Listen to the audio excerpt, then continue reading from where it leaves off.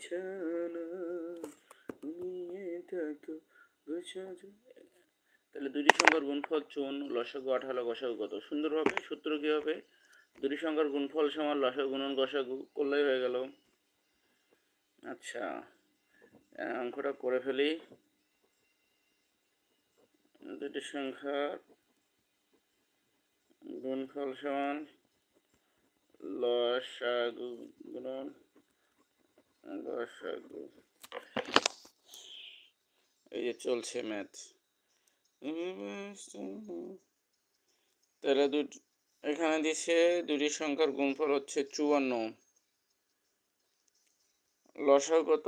18, গসাগু সমান আমরা এক্স ধরি, গুণ আছে পাশে ভাগ হবে, তো 54 ভাগ 18 সমান এক্স।